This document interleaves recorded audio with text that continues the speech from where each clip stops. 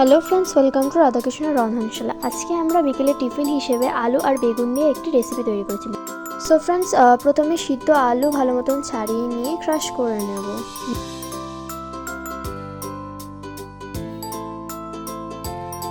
প্রথমে একটা কড়াইতে তেল গরম নিয়ে তাতে দারচিনি আর এলাচ ভেঙে দেবো। অ্যান্ড যে দেখতে পেলেন আপনারা পেঁয়াজ, ওখানে ছিল পেঁয়াজ, রসুন আর ধনেপাতা। পেঁয়াজটা ভালো মতন তেলের মধ্যে দিয়ে নেড়েচেড়ে ভেজে নেব। অ্যান্ড এর সাথে রসুনটা দিয়েও নেড়েচেড়ে ভেজে নেব কিছুক্ষণ।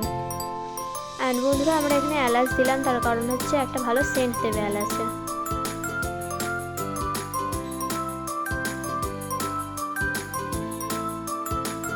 একই সাথে বন্ধুরা এখানে ধনে গুঁড়ো, শুকনো লঙ্কা গুঁড়ো আর হলুদ গুঁড়ো দিয়ে ভালো মতন নেড়েচেড়ে নেব।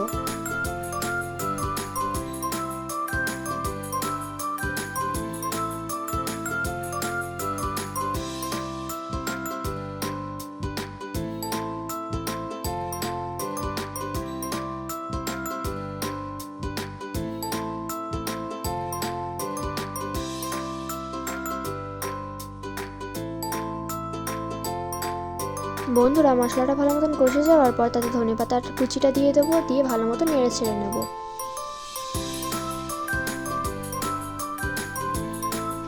এবং শেষমেশ যে গ্রাইন্ড করা আলুটা ছিল সেটা দিয়ে ভালো মতন নেড়ে চেড়ে মেখে নেব আলুটা। ঠিক আলু মাখা যেরকম হয় সেরকমই হয়ে যাবে।